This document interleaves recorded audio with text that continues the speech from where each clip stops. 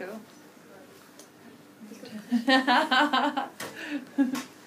Right. Yeah. Okay, so why do you think overseas fashion trends are important to Melbourne?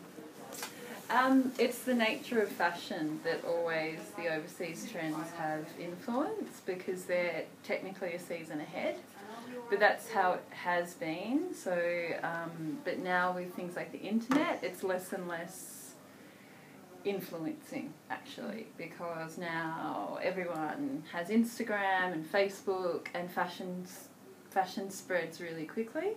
So you'll find that people in Australia are now influencing people overseas similarly. So it's less and less that the trends here come straight across. Does that make sense? Yeah. Which country's fashion trends influence Melbourne's the most, and why do you think this? Well, I mean, I think, like, it's traditionally always been Paris. So in terms of cities, like, you have global fashion cities that are the most kind of popular, like the big, you know. Do you have an international designer that you like, any of you? No. Well, the biggest kind of names in fashion traditionally present in Paris. And they present their work in Paris, and so therefore the trends have often come from Paris. But now more so, it's places like New York and London that have much more relevance with Australia. A lot of younger designers are from London as well. Are the curriculum and patterns used to teach students altered to keep up with the current fashion trends, and if so, why do you feel this is necessary? Yeah, totally. So more and more we do things that use digital ways of learning, digital ways of communication, social media, and all of that kind of stuff. Do you think the media has influenced the way items are designed here?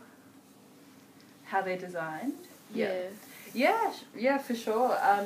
It definitely influence what designers produce, because certain styles will get more coverage by the media. I need to fix something iPads will be the death of us. Horrible.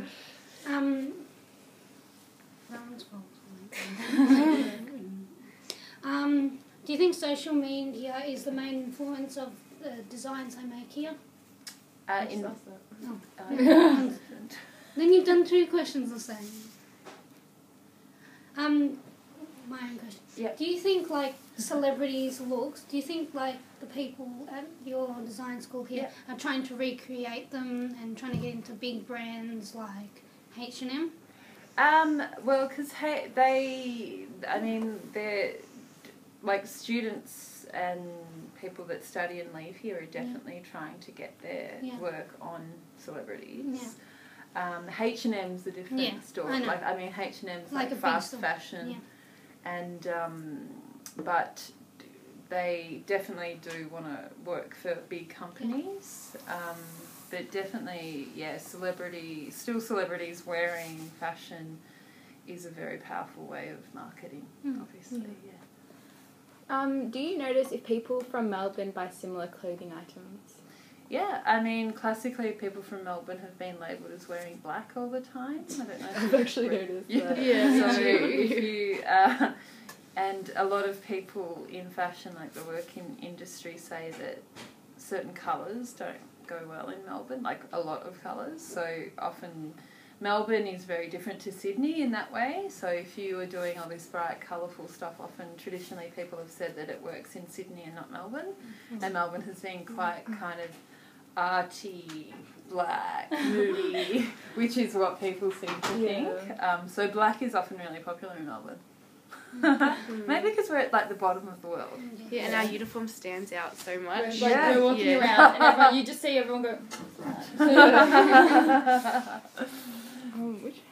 How many have we answered? I think we've done all. Yeah, we've done one. It's quick. Any other questions? Maybe we should ask our big question. Should be a question. We had a big question. We've changed it so many times because our teacher always comes up to us and goes, "Oh, maybe she used this word instead of that word. Cross this word out, you know." And yesterday she comes up to us and we've already done half of our project. She goes, "Oh, do you want to change it completely?" So we changed it again. But I don't know what it is. So what is it now? It's like, how is the media The influenced CBD. Melbourne's Oh, wait. buying trends? The one she wants us to do is how does this Melbourne CBD encourage people to buy celebrity endorsed products? The CBD, like the actual area. I think so, yeah. I think because of things like Emporium now, like because we have things like Topshop, H&M, we didn't have there. That's relatively new. Like 2 years ago, we didn't have H&M and Topshop, so they are stores that classically are the ones that if a celebrity wears a garment from a famous fashion brand, H&M and Topshop are the people that really work on trends. So they will have the trend and make it very, very, very quickly. That's why it's called fast fashion. Oh, yeah. So they actually copy. Yeah. So if a celebrity is wearing something from maybe a very expensive brand, they copy it, they make it, and they get it in the store very quickly. So that's how... because there's so much of those shops, fast fashion shops in Melbourne CBD, I think that's how that is influencing things. So you can go and buy what Rihanna wears quite simply. Yeah. And easily. It's true. Maybe not the, ones that are made of like sheer fabric. Maybe half not naked, but maybe not the extreme versions, but you can definitely buy, and like say Kim Kardashian, you can definitely go and buy, the really simpler things that she's wearing. You can find the trends that she's wearing very simply in the CBD. Yeah. Okay. Thank you for answering our questions. Yeah, thank you so much. Have a good day. What are you doing now? Going back to school? Unfortunately not, because I spend the whole day here. Really? You don't like doing that?